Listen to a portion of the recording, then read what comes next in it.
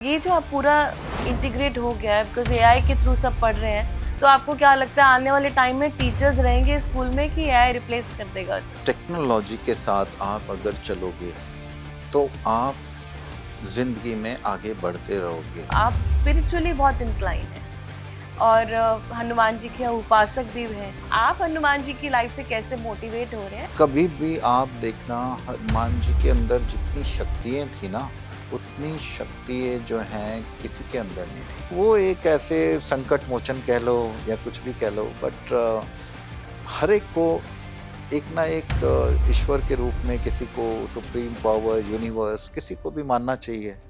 अब मैं हनुमान जी को मानता हूँ। नमस्कार दोस्तों, आपका बहुत बहुत स्वागत है एक नए एपिसोड में, खास बात सिमरन के साथ में। दोस्तों, जैसे कि हर बारी की तरह मैं आपके सामने लेके आती हूँ एक नई और एक बहुत ही इंस्पिरेशनल पर्सनालिटी। आज भी मेरे साथ इस प्लेटफॉर्म को जो शेयर कर रहे हैं, he is yet another inspirational person. वो इंस्पिरेशनल क्यों है वो तो हम उनकी जर्नी में ही जानेंगे, उनकी पूरी आज तक की जर्नी में जानेंगे कि कैसे वो पूरी दुनिया को इंस्पायर कर रहे हैं। एक एजुकेटर हैं और सबसे खास बात ये है कि वो मर्चेंट नेवी में, जी हाँ, एक बहुत ही बड़े ओहदे पे मर्चेंट नेवी में एज ए कैप्टन अपनी लाइफ चलाते चलाते अब देश की सेवा में लग गए हैं। एजुकेशन में उन्होंने अपने आप को पूरा समर्पित कर दिया है और आज बहुत सारे स्कूल्स बहुत सारे स्टेट्स में खोल चुके हैं। अभी हाल ही में उन्होंने एक बेस्ट एंटरप्रेन्योर का अवार्ड भी जीता है। दोस्तों, there is so much to learn from him. तो अब मैं देर नहीं लगाऊंगी क्योंकि आप भी जानने के लिए उत्सुक होंगे कि आज इस मंच पे कौन आया है। हमारे बीच में है कैप्टन मुकुल महेंद्रू। आइए मिलते हैं। आपका बहुत बहुत स्वागत है सर। Thank you ma'am. नमस्कार। नमस्कार दोस्तों। सर, जैसे कि मैं आपकी जर्नी सुन पा रही थी back stage, and I really want कि हमारे सारे दर्शक इंस्पायर हों आपकी जर्नी से।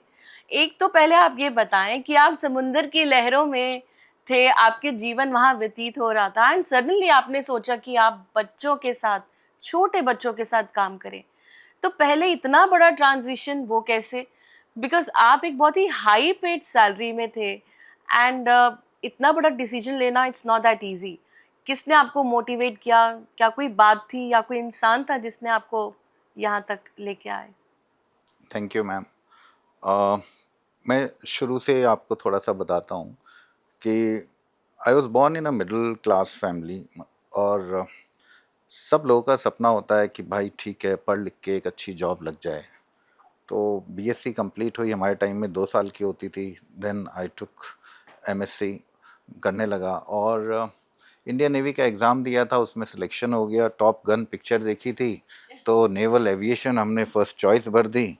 वहाँ पे मेडिकल बोर्ड ने परमानेंटली अनफिट कर दिया, तो बड़ी मायूसी हुई कि यार ये क्या हो गया।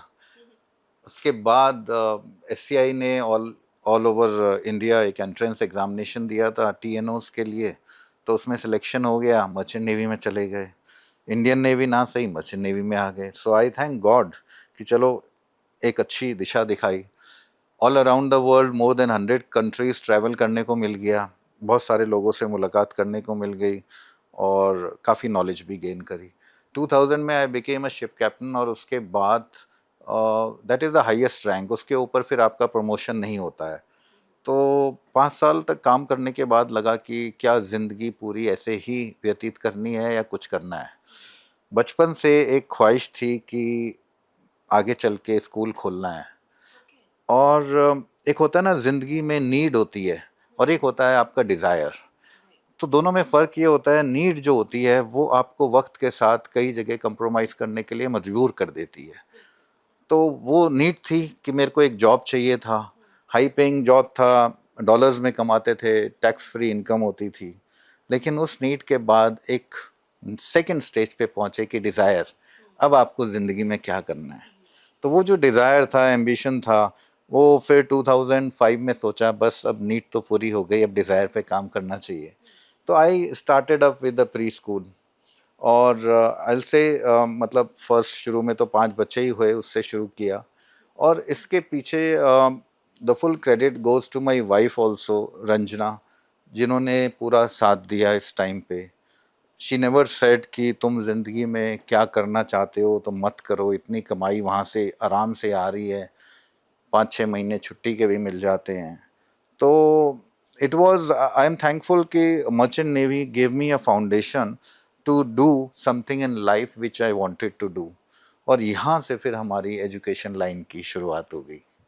बहुत ही बहुत ही अच्छी बात आपने अभी बोली है कि नीड एंड डिज़ायर, और कभी इंसान इन दोनों में फ़र्क भी नहीं जान पाता कि अरे ये कैसे हम इसको डिफ्रेंशिएट करें।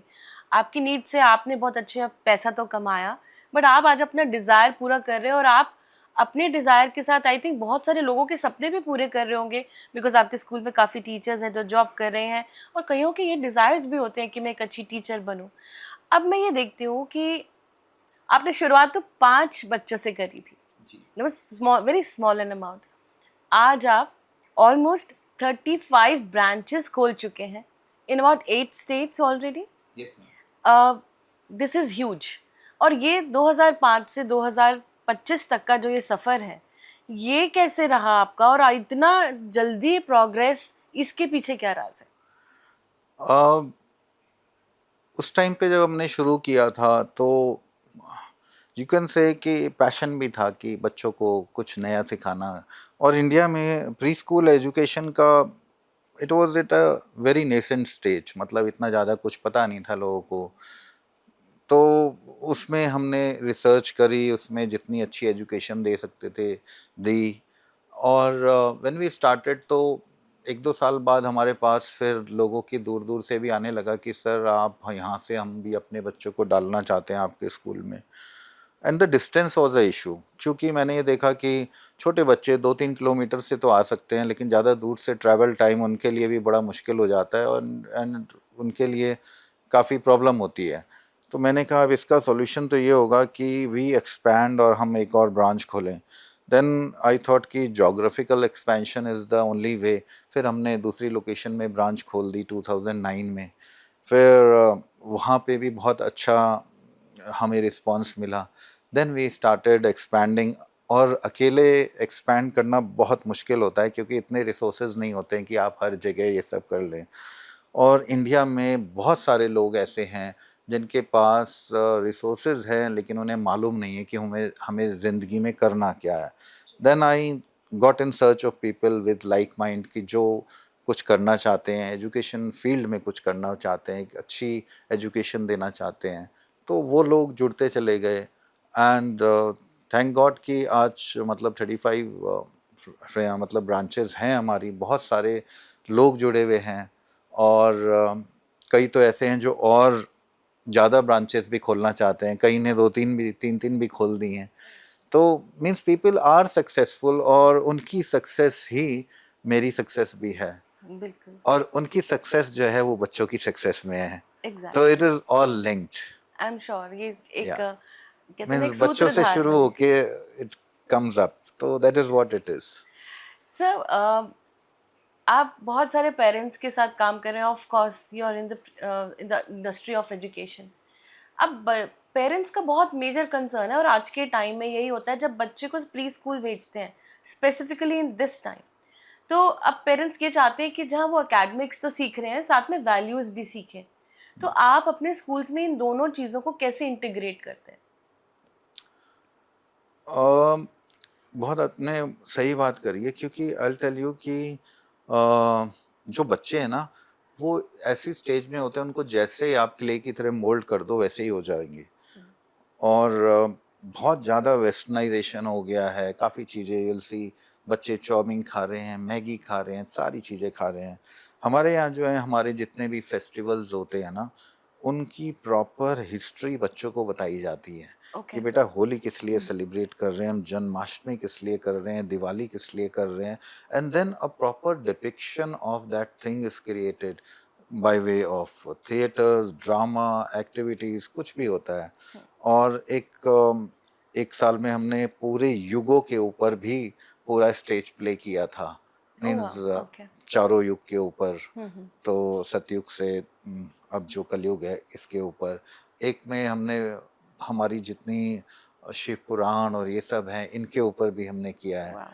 तो गायत्री मंत्र कहना और ये सारी चीज़ें, तो ये हमारे स्कूल्स में होती हैं, कल्चर में रहता है।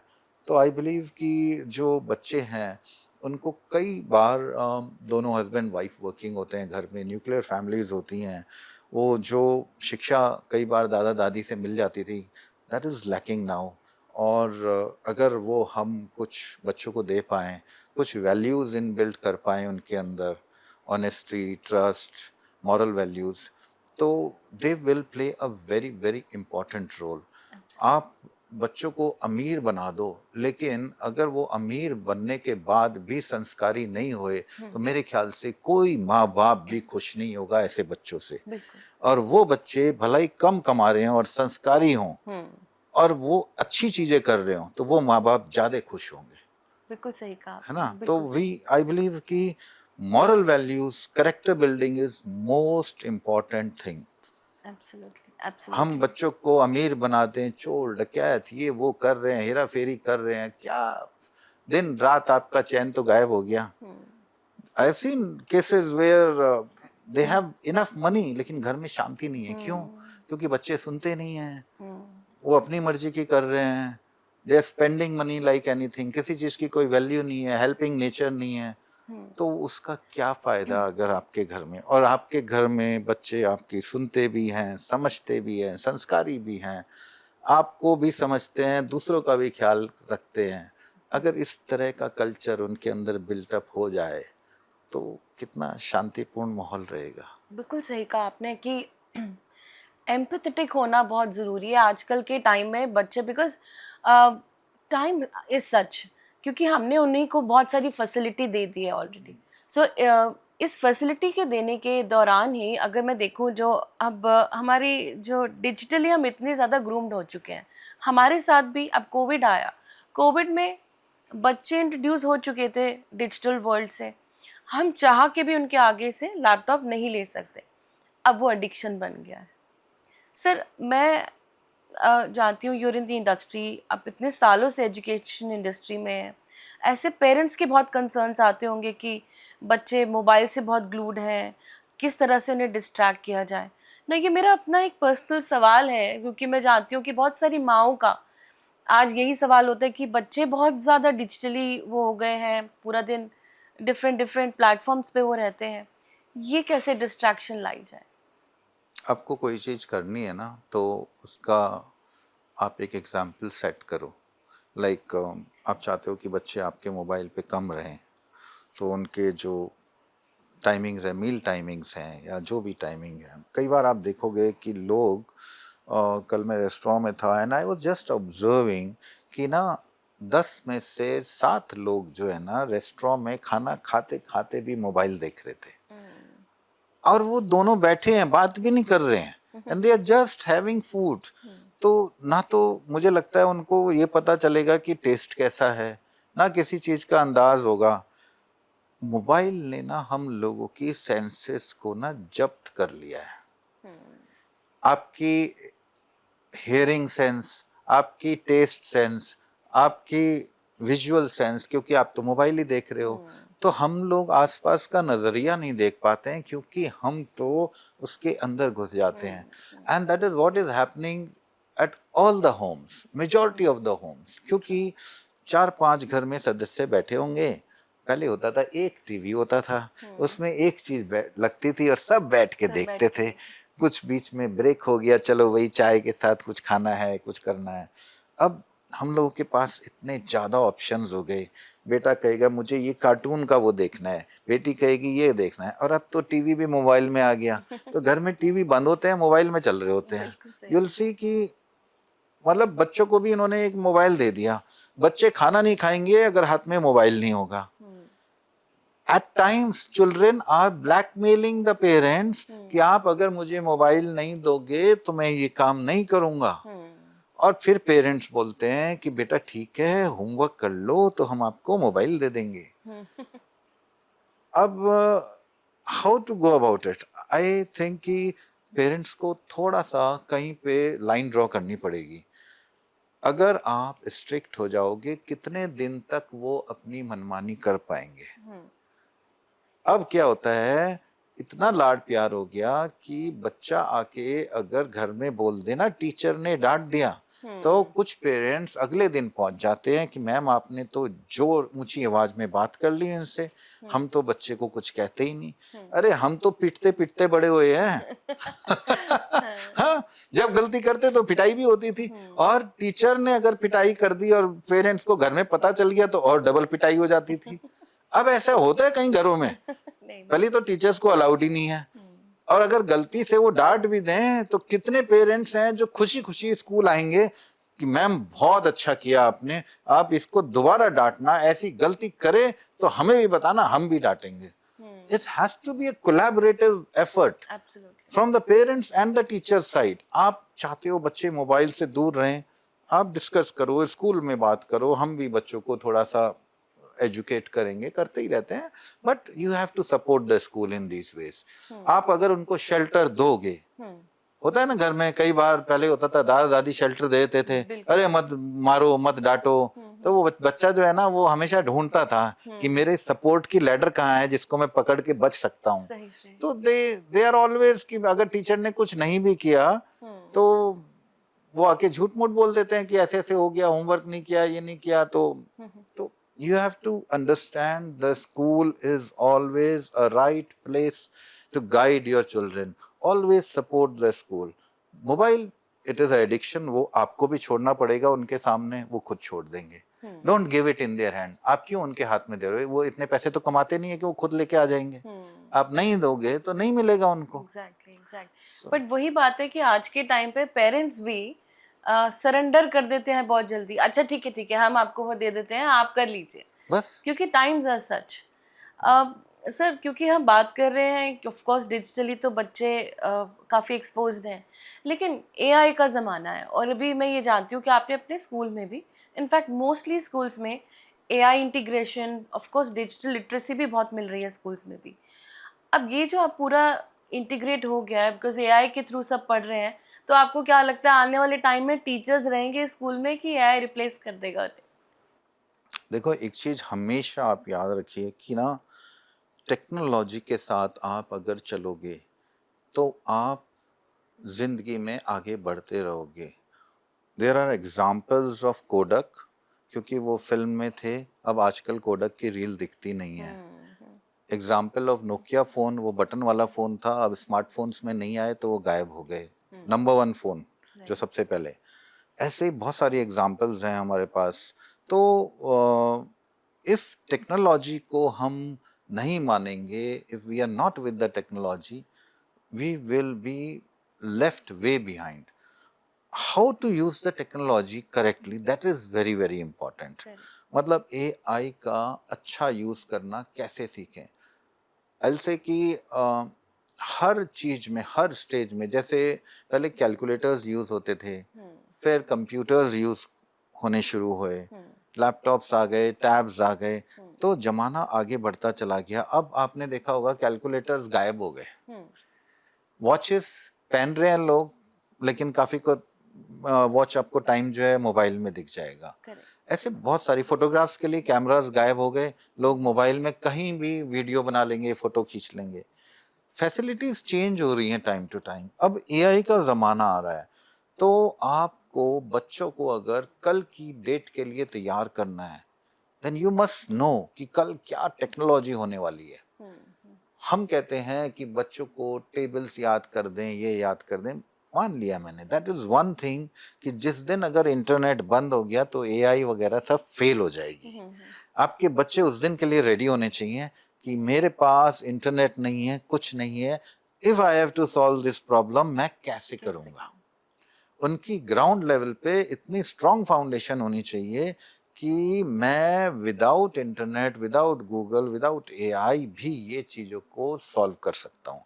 What does that mean? उनकी thinking ability, creative ability, decision making ability, इसके ऊपर काम करना पड़ेगा, और इसके ऊपर काम करना भी चाहिए।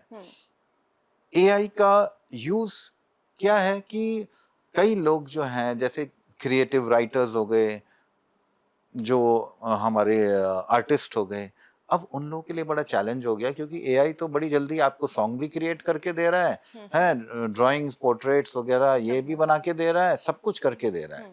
तो in a way that is a readymade solution. उनके लिए चैलेंज आ गया, जिस दिन एआई नहीं होगा they will be shortage of these creators. Exactly. But if AI is there and things are there, how to utilize these tools? कैसे इनको use करके आप अपनी लाइफ को इजी बना सकते हो, दैट इज वेरी इंपॉर्टेंट। कोई काम अब जैसे होता है ना, क्रिएटिव डिजाइनर्स ने आपको 5 घंटे ले लिए ये डिजाइन क्रिएट करने के लिए, वो एआई ने 20 मिनट्स में क्रिएट कर दिया।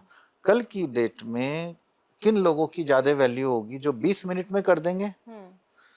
Time will be the most crucial factor in the future, which will matter who is earning how much. जो बंदा जितने कम टाइम में बहुत सारी चीजें कर पाएगा वो जिंदगी में बहुत आगे बढ़ पाएगा। और एजुकेशन सिस्टम में भी अभी ये लोग कर रहे हैं, हल्के हल्के चीजें कर रहे हैं। हमारा 12 तक का सिस्टम डिफाइंड है, क्लास 1 से 12 तक इतनी एज होती है। लिमिट कर रखा है गवर्नमेंट ने कि आप 12 तक इतना ही सीख सकते हो। अगर बच्चे के अंदर कैपेबिलिटी है, कई बच्चों आपने देखा होगा न्यूज में आते हैं कि उन्होंने जी 12 साल की एज में 12th पास कर लिया, उससे भी आगे पीएचडी कर रहा है कोई। तो human brain is so much capable कि आपको उसको लिमिट में नहीं रखना चाहिए। कुछ बच्चे होते हैं बहुत तेज होते हैं, दे आर वेरी फास्ट, तो आप क्यों चाहते हो कि वो अपनी एज के हिसाब ही क्लास में जाए? इसके अंदर पोटेंशियल है। आपका स्पोर्ट्स में तो नहीं होता है, स्पोर्ट्स में तो आपको लगता है कि ये बहुत अच्छा कर रहा है तो आप उसको वो भी करते हो, आगे भी बढ़ाते हो, है ना, नेशनल इंटरनेशनल लेवल पे चले जाता है। तो आपको ऐसे रखना चाहिए कि अगर इसके अंदर बच्चे के अंदर कैपेबिलिटी है टू लर्न और वो कर सकता है और वो compete कर रहा है, तो करने दो ना, उसे ग्रो करने दो, कौन रोक रहा है? लेकिन यहाँ पे पता है क्या रिस्ट्रिक्शन आता है? आप 6 साल की एज में क्लास 1 ही कर सकते हो, आगे नहीं जा सकते। We have to change the thinking, we have to change the thinking of the system we have in India. सब सिस्टम की बात हो रही है, तो जैसे कि आप कह रहे हैं कि यहाँ पे बिकॉज फिक्सेटेड है कि इस उम्र में इसी क्लास में होना चाहिए। एजुकेशन सिस्टम में हम देख रहे हैं because of this introduction of new technology and everything, हमारी एजुकेशन सिस्टम भी ग्रो कर ही रहा है, नए नए मेथड्स ऑफ लर्निंग आ गए। आप क्या देख पा रहे हैं हमारी गवर्नमेंट इसमें कितना ग्रो कर रही है, या क्या चेंजेस आपको लगता है लाने चाहिए? देखो, जब ब्रिटिशर्स गए ना, उन्होंने सबसे इम्पोर्टेंट, जब उन लोगों ने हिंदुस्तान पे राज करना शुरू किया, उनको जो बड़ा चैलेंज आया कि हमारा ग्रास रूट लेवल पे ना education system was very strong.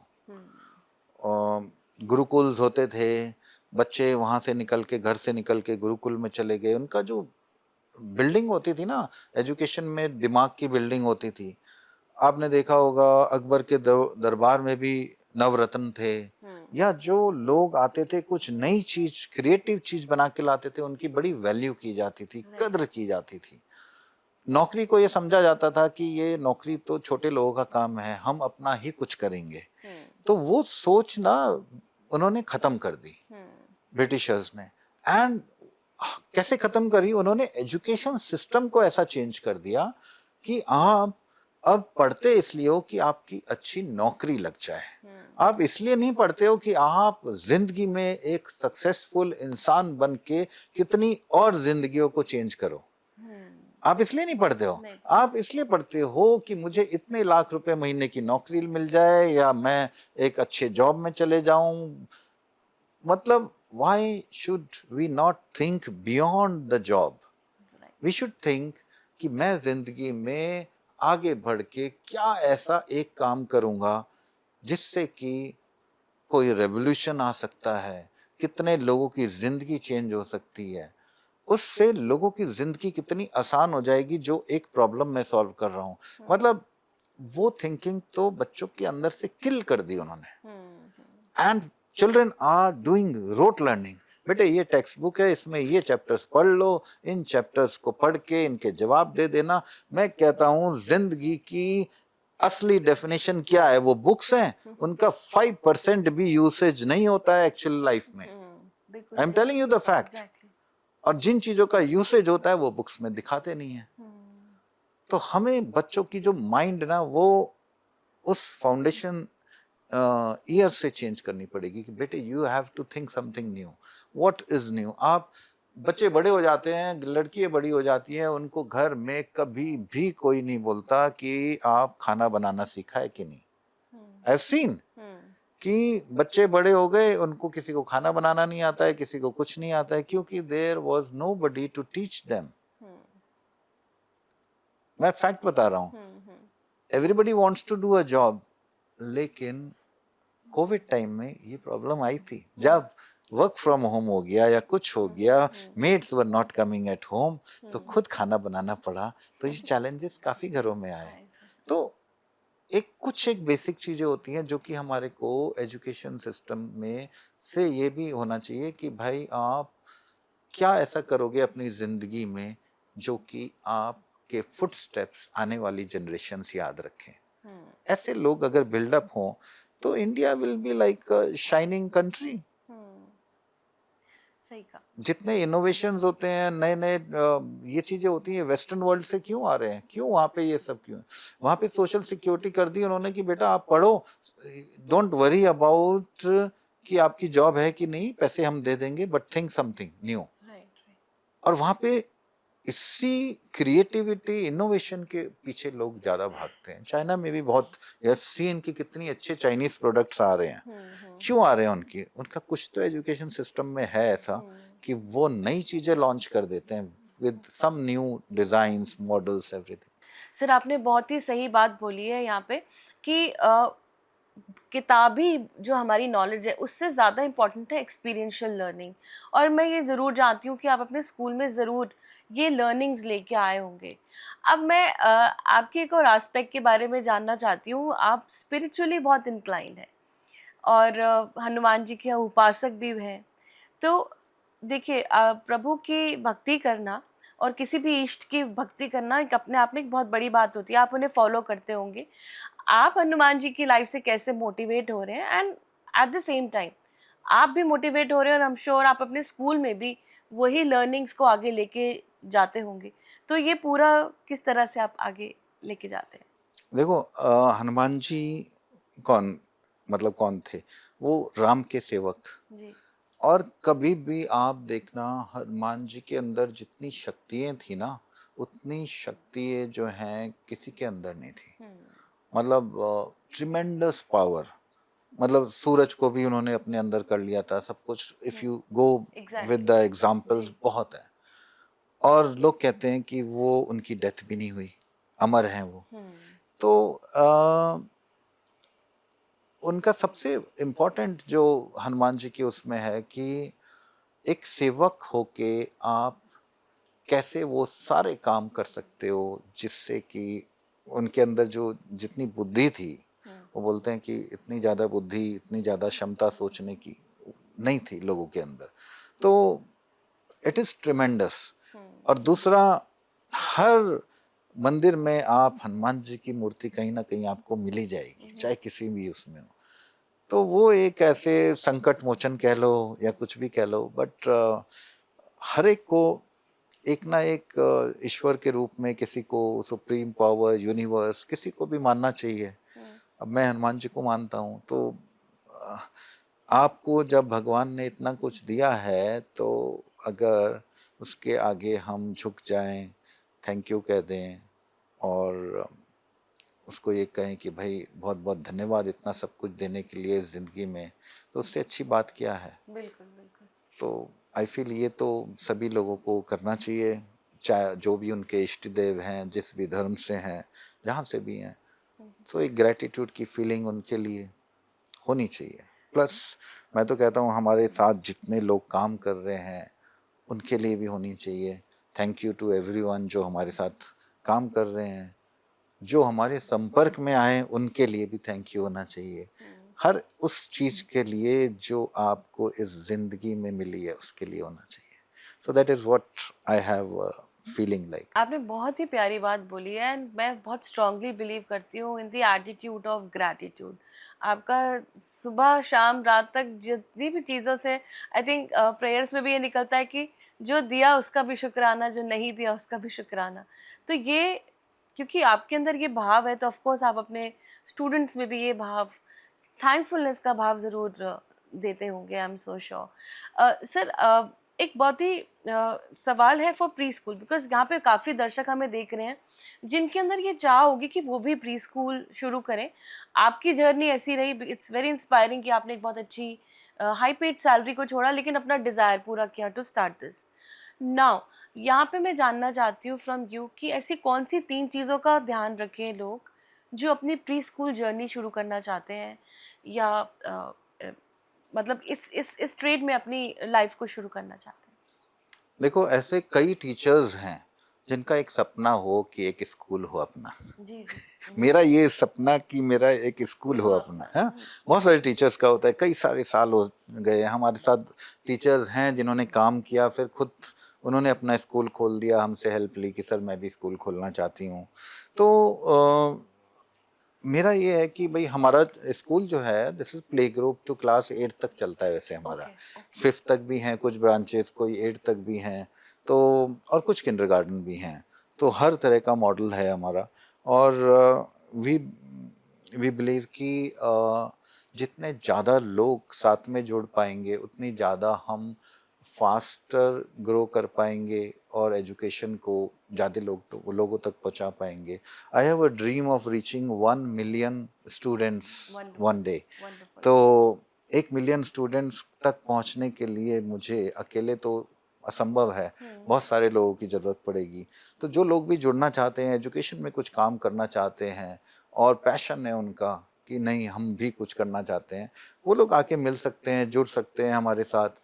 और इसके लिए ज़्यादा इन्वेस्टमेंट भी नहीं चाहिए होगा, लेकिन थोड़े से इन्वेस्टमेंट में भी शुरू कर सकते हैं। शुरुआत हमेशा छोटी होती है और वो बहुत बड़ी बन जाती है।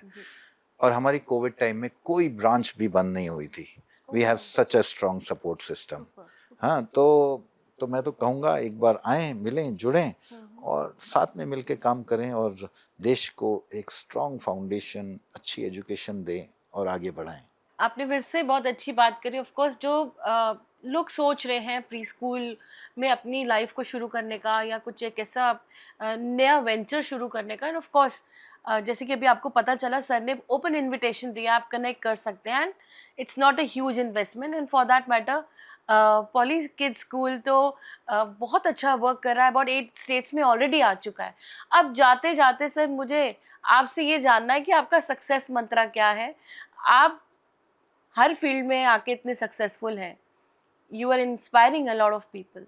इस मंच पे भी आके आपने काफ़ी लोगों को इंस्पायर किया है आपकी जर्नी देख के। आपका एक सक्सेसफुल मंत्रा क्या है वो?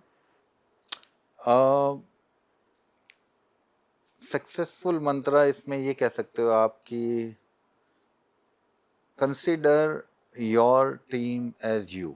वंडरफुल। उनकी प्रॉब्लम्स आपकी भी प्रॉब्लम होनी चाहिए। कई बार होता है ऐसे, कुछ टीचर्स किसी वजह से चले जाते हैं, तो जब वापस आते हैं, कभी देहरादून में बाहर चले गए, तो उनका फर्स्ट चॉइस होती है कि हमें पॉली किड्स ही ज्वाइन करना है। अगर वैकेंसी है तो we would like to come back and work here. तो वो भी एक मैं कहूँगा that is a good big achievement. दूसरी चीज़ कि हमें बच्चों को भी ये समझना चाहिए कि ये भी हमारे ही बच्चे हैं और उनको उस तरीके से पढ़ाओ, उस तरीके से एजुकेट करो। पेरेंट्स की प्रॉब्लम को भी आप अपनी प्रॉब्लम समझ के वो करो। तो अगर if at grass root level you consider everybody as your own, तो आपको लगेगा कि नथिंग इज इम्पॉसिबल। मतलब आपने अपनी ड्रीम में तो सबको इंक्लूड कर लिया ना, तो कोई अलग नहीं है। प्रॉब्लम्स को आप समझो, उनको सॉल्व करो, टीम की प्रॉब्लम्स को समझो। तो हमारे यहाँ टाइम टू टाइम मीटिंग्स होती रहती हैं, ट्रेनिंग वर्कशॉप्स होती रहती हैं, पेरेंट टीचर मीटिंग होती रहती हैं। उनके फीडबैक्स या सजेशंस पे भी हम काम करते हैं। और चूँकि हो सकता है कोई पॉइंट मैं मिस आउट कर जाऊं, तो कोई हमारी टीचर्स बता दें या कोई पेरेंट्स बता दें या कोई फ्रेंचाइजीज बता दें, तो उनके ऊपर काम करते हैं। तो एक बड़े विजन के लिए जो है ना, जो मिशन है वो एक एक्सपैंडेड मिशन होना चाहिए। It is not a single person journey, it is a journey of a full team. Exactly. तो उन सब को लेके साथ चलना पड़ता है। और पेरेंट्स भी जाते हैं, उनके बच्चे पास आउट हो जाते हैं, छोटे बच्चे आ जाते हैं, रिलेटिव्स के बच्चों को रेफर कर देते हैं, तो अच्छा लगता है। So we are working towards that कि भाई good quality education at grass root level, ताकि वो बच्चे जो हैं संस्कारी भी बने और काबिल भी बने। बहुत ही बढ़िया। तो आपका सक्सेस मंत्रा है that a team work makes a dream work, और यहाँ पे आपने बताया कि कैसे पूरी टीम के साथ आप अपने स्कूल को इतने आगे ले जा पा रहे हैं और बच्चों को वो क्वालिटी एजुकेशन दे पा रहे हैं। Thank you so very much sir, आप यहाँ आए, आपने अपना टाइम स्पेयर किया एंड ऑफ कोर्स आपने अपनी पूरी जर्नी बताई। मुझे लगता है एक एपिसोड कभी भी कब मतलब काफ़ी नहीं होता, you get to learn a lot about a person, but thanks once again. Thank you ma'am, thank you, thank you. So दर्शकों, आज के इस एपिसोड में आपने देखा सर की जर्नी को। फिर से बोलना चाहती हूँ, अगर आप प्री स्कूल की जर्नी शुरुआत करना चाहते हैं, आपके मन में भाव है कि आप भी समाज में उन बच्चों की सेवा करें, उनको एक अच्छी एजुकेशन दें, तो प्लीज़ जल्दी से सर को संपर्क कर सकते हैं। उनके नंबर्स भी यहाँ रिफ्लेक्ट हो रहे हैं। तब तक Simran signing off, but I promise जल्दी आऊँगी एक नए इंस्पिरेशनल पर्सनालिटी के साथ। Stay blessed and stay happy.